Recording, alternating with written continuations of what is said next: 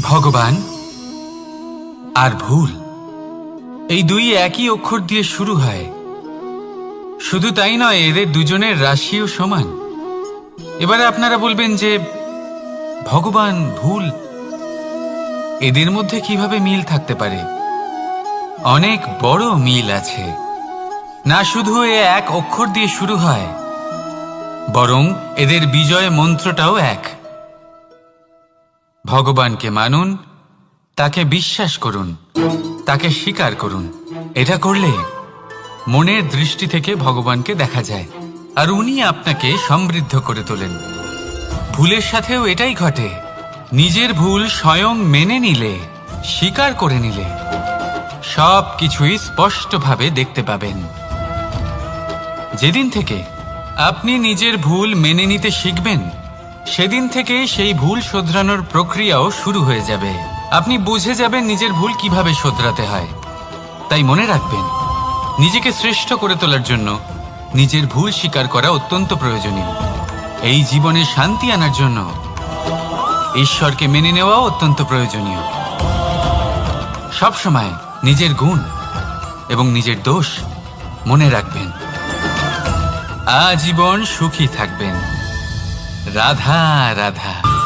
পরীক্ষা এমন একটা শব্দ যেটা শুনে সংসারের বেশিরভাগ মানুষই ভয়ভীত হয়ে পড়েন। কারণটা কি? অসফলতার ভয়।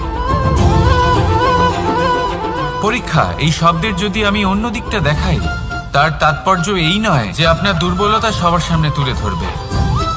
এটা তো হলো সেই যুক্তি যা আপনার বল, সাহস, শক্তিগুলি সবার সম্মুখে তুলে ধরবে। আগে হ্যাঁ, এটাই হলো সেই যুক্তি। আপনি নিজেই কখনো দেখবেন, পরীক্ষার সময় আপনার অন্তরের অনেক গুণ বাইরে বেরিয়ে আসে। এমন কোনো শক্তির উদ্ভব হয় যার বিষয়ে আপনি নিজেও জানতেন না, ঠিক কিনা?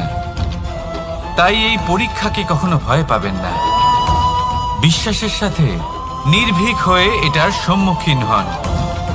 দিনের শেষে এই পরীক্ষা শুধুই আপনাকে উজ্জ্বল করবে, আপনাকে আরো শ্রেষ্ঠ করে তুলবে।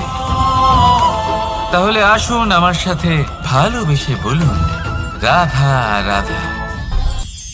আমরা সব সময় চাই যে এই সংসার আমাদের জ্ঞানী বলবে, বুদ্ধিমান বলবে, বুঝদার বলবে। কিন্তু মূর্খ, মূর্খ যেন কেউ না বলে। মূর্খ শব্দটা আমরা কেউ শুনতে চাই না, দূরে পালাতে থাকি। কিন্তু একটা সত্যি সবার কাছে অজানা, যে মূর্খ হওয়া হলো বুদ্ধিমান হওয়ার দিকে সর্বপ্রথম পদক্ষেপ।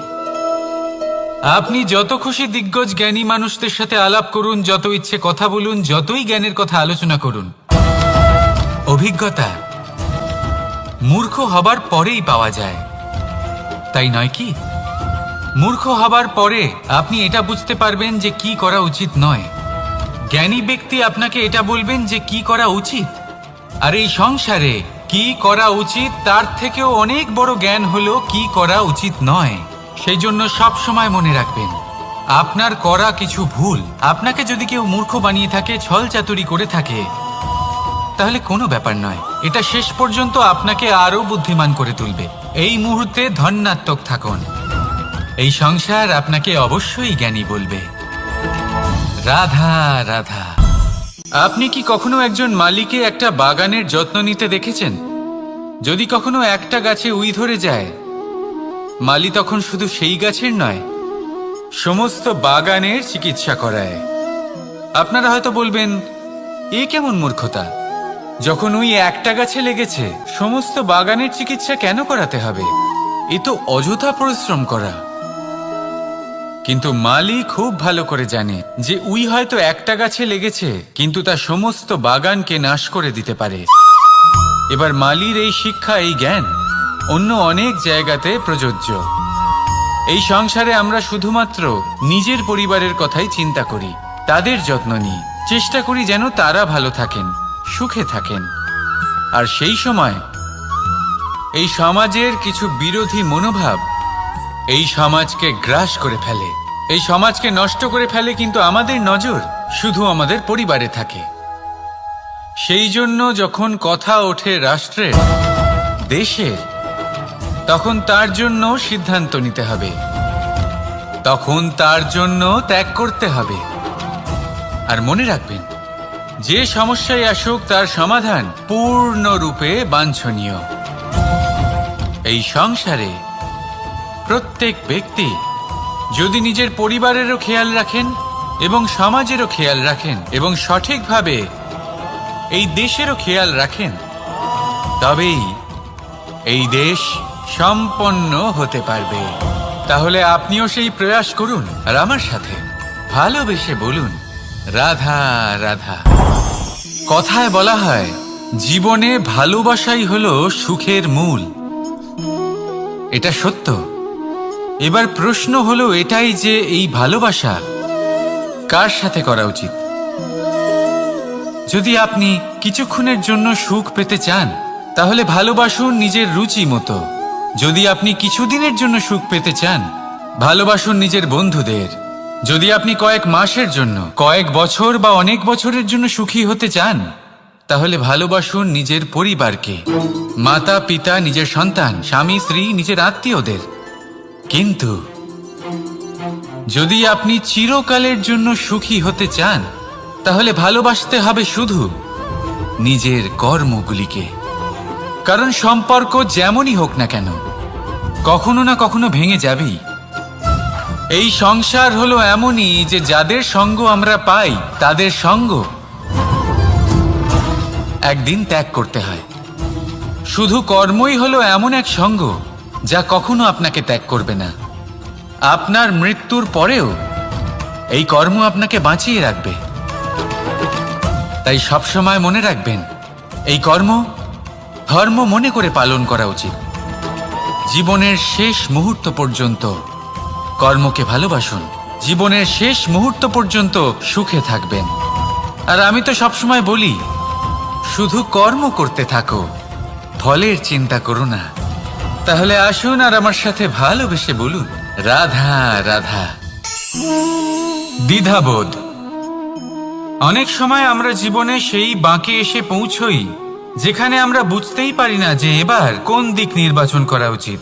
কখনো এদিকে যাওয়া উচিত মনে হয়, কখনো ওদিকে যাওয়া উচিত মনে হয়, কখনো দুদিকেই যাওয়া প্রয়োজনীয় বলে মনে হয়, কিন্তু তা তো সম্ভব নয়। কখনো কখনো এটা মনে হয় যে এখানেই থেমে যাওয়া ভালো, কোথাও না যাওয়াই শ্রেয়। এবার একেই তো দ্বিধাবোধ বলে। সংসারে এমন কোনো দ্বিধা নেই যার সমাধান সম্ভব নয়। এই দ্বিধাবোধ স্বাভাবিক। আর আপনার এই দ্বিধাকে আমি একটু সরল করে দিই। দ্বিধাগ্রস্ত হয়ে নির্বাচন করলে তখন এটা মাথায় নিয়ে করবেন যে আপনার এই নির্বাচনের ফলে এই সংসারের ওপর, এই সমাজের ওপর কি প্রভাব পড়তে পারে। নিজের লাভ ক্ষতির বিষয়ে ভাবা ছেড়ে দিন আর কর্ম করুন সংসারের মঙ্গলের জন্য, আগামী প্রজন্মের মঙ্গলের জন্য। ভাবুন আপনার এই নির্বাচনের জন্য কিভাবে তাদের জীবনের উদ্ধার সম্ভব। কারণ এই ভাবনাই হলো উচিত ভাবনা। কারণ অনেক সময় ওষুধ একটু কড়া মনে হতেই পারে, কিন্তু এই ওষুধই তো রোগ মুক্তি ঘটায়। সেইভাবে আপনাকেও এই দ্বিধার মুহূর্তে কঠিন নির্বাচন করতে হতে পারে। এই কঠিন নির্বাচন জীবনে কঠিন পরিস্থিতিও আনতে পারে, কিন্তু যদি এই নির্বাচন ধর্মসঙ্গত হয়, যদি এর দ্বারা সংসারের মঙ্গল হয়, তাহলে এই নির্বাচনই হলো সঠিক নির্বাচন। আসুন আমার সাথে ভালোবেসে বলুন, রাধা রাধা। মানুষ নানান ধরনের বাসনা পোষণ করেন। তাদের নানান ইচ্ছে থাকে, অভিলাষা থাকে, নানান কামনা করতে থাকেন, স্বপ্ন দেখেন, প্রার্থনা করেন যেন তা সফল হয়, নিজের সম্পন্নতা কামনা করেন, আর শেষে নিরাশ হয়ে যান কারণ এসব কিছুই পান না। আপনাকে একটা ছোট্ট উদাহরণ দিই। জঙ্গলের রাজা কাকে বলা হয়? সিংহকে। এবার যেহেতু সিংহ বনের রাজা, তাই হরিণ তো তার কাছে এসে এটা বলতে পারে না যে আপনি হলেন বনের রাজা, তাই আপনি আমাকে মেরে ফেলুন, আমাকে খেয়ে ফেলুন আর নিজের ক্ষুধা নিবারণ করুন। এমন তো হয় না। সিংহ যতই বনের রাজা হোক, তাকেও পরিশ্রম অবশ্যই করতে হয়, তবেই তার ক্ষুধা নিবারণ হয়। সেইভাবেই আপনার সমস্ত স্বপ্ন, আপনার সমস্ত ইচ্ছে, আপনার সমস্ত অভিলাষা, সমস্ত আকাঙ্ক্ষা পূরণ হবেই, অবশ্যই হবে। পরিশ্রমের দ্বারা। শুধু ভাবলেই হবে না, তাহলে আপনিও জীবনে পরিশ্রম করুন, নিজের সমস্ত স্বপ্ন পূরণ করুন, আর আমার সাথে ভালোবেসে বলুন, রাধা রাধা। আপনি কি কখনো কোনো উঁচু পর্বতের শিখরে পৌঁছতে পেরেছেন? যদি পৌঁছে থাকেন বা যদি আপনি কোনো উঁচু পর্বতের শিখরে যান, তাহলে ভালো করে দেখবেন, আপনি যত উঁচুতে অগ্রসর হতে থাকবেন আস্তে আস্তে সমস্ত বনস্পতি বিলুপ্ত হতে থাকে। তারপরে সমস্ত গাছপালা, পশু পাখি সব বিলুপ্ত হতে থাকে। শেষ পর্যন্ত সেই শিখরে থেকে যায় শুধুমাত্র শান্তি, নীরবতা। আমাদের মানুষের সাথেও এটাই হয়। মানুষ যখন আত্মবিকাশের পথে অগ্রসর হতে থাকে এবং নিজের জীবনের শিখরে পৌঁছতে চায়, তখন তার একা থাকা অত্যন্ত প্রয়োজনীয় হয়। আর তাকে তখন ত্যাগ করতে হয় নিজের সুখ স্বাচ্ছন্দ্য, নিজের সম্পত্তি, নিজের সমৃদ্ধি, নিজের সৌন্দর্য। দেখুন, জীবনের শিখরে পৌঁছনো একেবারেই সহজ কাজ নয়। এ হলো অত্যন্ত দুর্গম এক পথ। কিন্তু যদি আপনি সেখানে পৌঁছতে চান, তাহলে আপনাকে ত্যাগের প্রবৃত্তি জাগিয়ে তুলতে হবে। ত্যাগ কি সেটা জানতে হবে, কারণ ত্যাগের ফলেই মনে শান্তি আসে, আর সেই শান্তির ফলে মনে উৎপন্ন হয় প্রেম।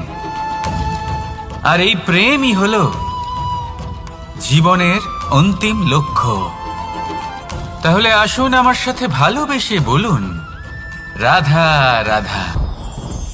মানুষ বলেন প্রেমে অনেক শক্তি আছে, আর এটা সত্যিও বটে। প্রেমে এতটাই শক্তি থাকে যে শত্রুতার বড় বড় স্তম্ভকেও এত সহজে ফেলে দিতে পারে। কিন্তু আপনি দেখে থাকবেন, যারা অধিক শক্তিশালী হন তারা দুই ধার সম্পন্ন তরোয়ালের মতো হন। কারণ এই প্রেম যদি আচরণে থাকে, মনে থাকে, বিচার বুদ্ধিতে থাকে, তাহলে তা শুভ হয়। এই প্রেম সৃজন করে। কিন্তু প্রেম যদি ব্যবসার অঙ্গ হয়, যদি এই প্রেমের ব্যবহার নিজের স্বার্থ, নিজের অহংকারের জন্য করা হয়, তাহলে তা সংসারের বিনাশ ঘটাতে পারে। রাধা প্রেমের ব্যবহার করেছে শাম্বের কারণে, আর শাম্ব সেই প্রেমের ব্যবহার করেছে নিজের অহংকার, নিজের স্বার্থ সিদ্ধির জন্য। শেষ পর্যন্ত ক্ষতি শাম্বের হলো না, হলো প্রেমের। তাই মনের মধ্যে প্রেম ভাব অবশ্যই রাখুন, নিজের আচরণেও প্রেম ভাব বজায় রাখুন, কিন্তু সতর্কও থাকবেন আপনার এই প্রেম, একে নিয়ে কেউ ব্যবসা না করে ফেলেন। আসুন আর এই ভালোবাসার সাথেই বলুন, রাধা রাধা। সত্য, এই সত্য আসলে কি? কেউ বলবেন যা অসত্য নয় তাই হলো সত্য, কেউ বলবেন সেটা যার ভিত্তিতে আমরা বেঁচে আছি তাই হলো সত্য। কিন্তু সত্য আসলে কি? তার থেকেও বেশি গুরুত্বপূর্ণ হলো এটা বুঝতে পারা যে সত্যের ব্যবহার কিভাবে করা উচিত। যদি আপনার কাছে সত্য থাকে বা আপনি সত্য জেনে থাকেন আর আপনি তার ব্যবহার করেন, সদ্ব্যবহার করেন সংসারের জন্য, তাহলে আপনি এই সমস্ত সংসারের অনেক ঊর্ধ্বে চলে যাবেন। কিন্তু যদি আপনি সত্য জানেন আর তার দুর্ব্যবহার করেন, তাহলে আপনি সমস্ত সংসারের পক্ষে ক্ষতিকারক হয়ে উঠতে পারেন। তাই মনে রাখবেন, সত্য যতটাই কোমল, অর্ধ সত্য হলো ততটাই কঠোর। এই অর্ধসত্য সমস্ত সংসারের বিনাশ ঘটাতে পারে।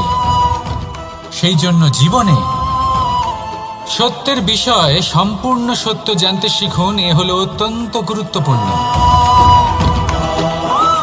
এই সত্য তার নিজস্ব দাবি হলো আপনি সাবধানে থাকুন। তাহলে আসুন আর আমার সাথে ভালোবেসে বলুন, রাধা রাধা।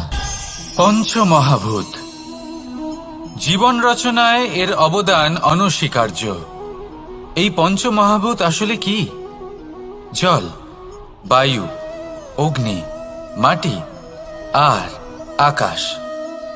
এবার শুধুমাত্র জীবন রচনায় এর অবদান আছে তা নয়, শুধু শরীর রচনাতে এর যোগদান আছে তা নয়, বরং এরা হলো আমাদের জীবনের সবথেকে বড় শিক্ষক।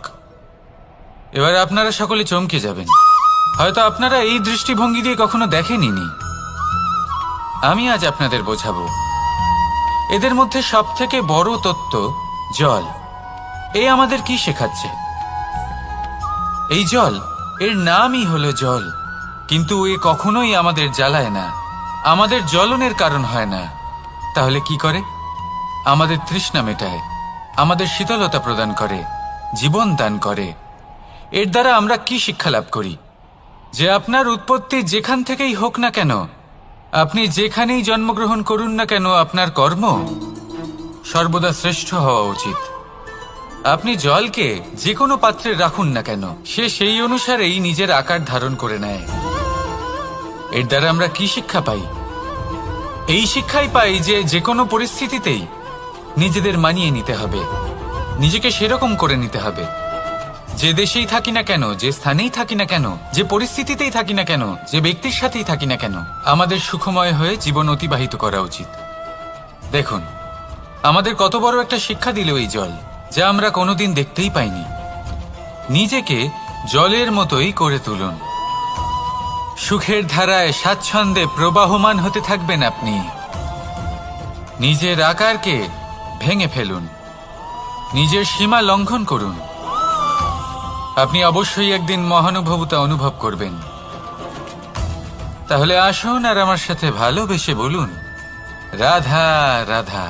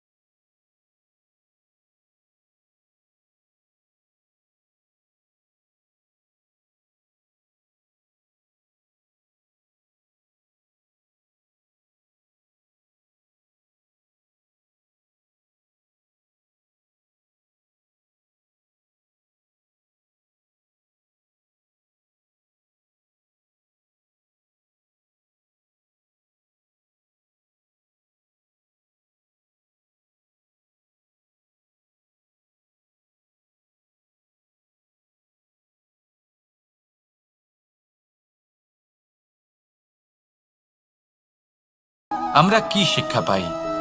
এই বায়ু আমাদের এই শিক্ষা দেয় যে আমাদের কখনোই অহংকার করা উচিত নয়। আমরা সকলেই কখনো না কখনো চাই যে আমাদের শ্রেষ্ঠতা, আমাদের যোগ্যতা, আমাদের মাহাত্ম্য এই সংসার বুঝতে পারুক। আর নিজের মাহাত্ম্য প্রমাণ করার জন্য শক্তি দেখানোর কোনো প্রয়োজন নেই।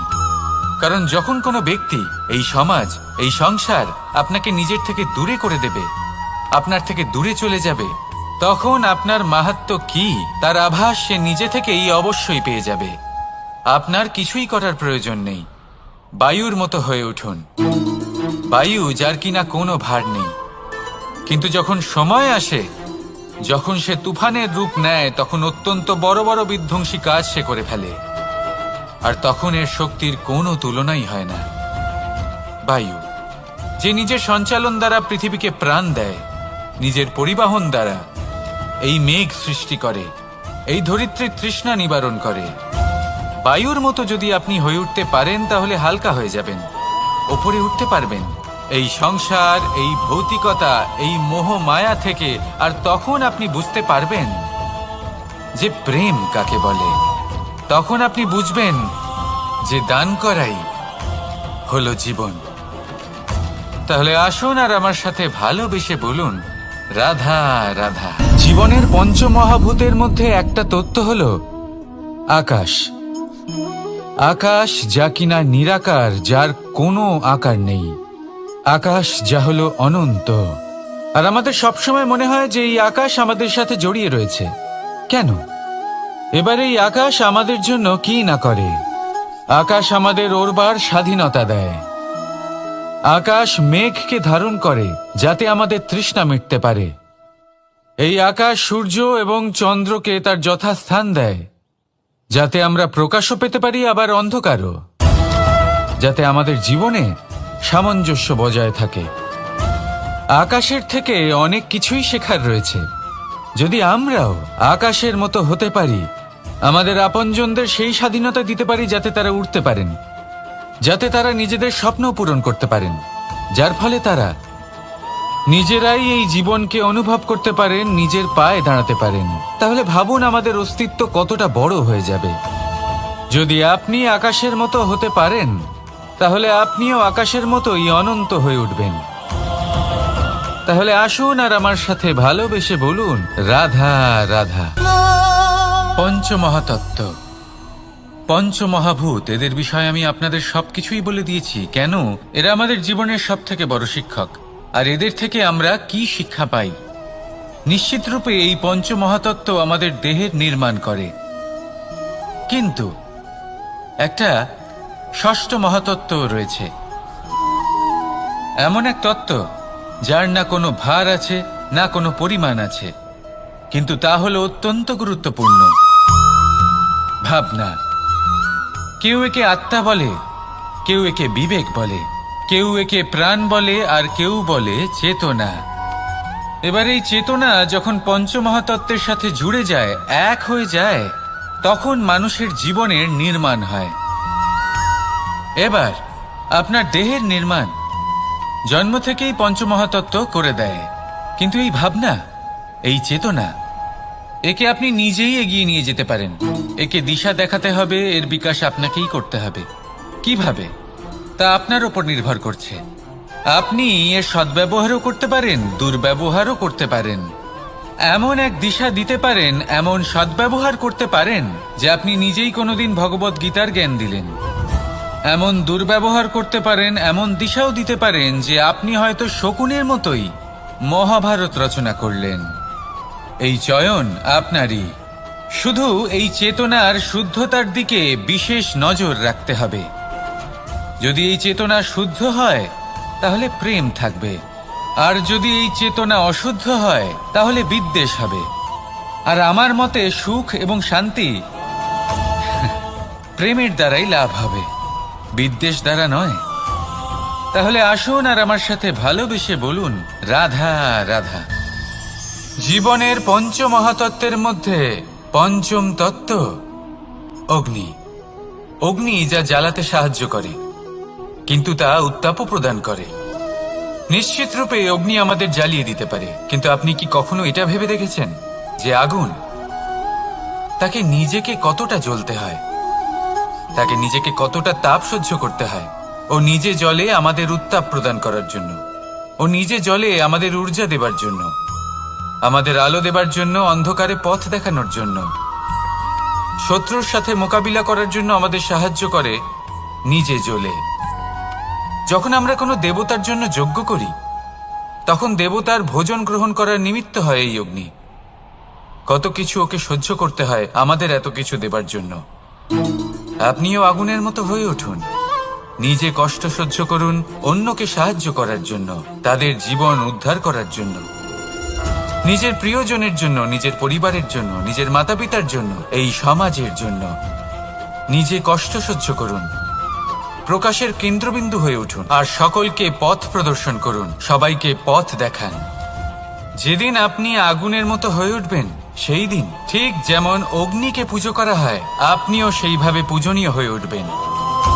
যেমন সকল শুভকর্মে, সকল যজ্ঞে, সকল পুজোতে অগ্নিকে স্মরণ করা হয়, সেইভাবেই সকল শুভকর্মে আপনাকেও স্মরণ করা হবে।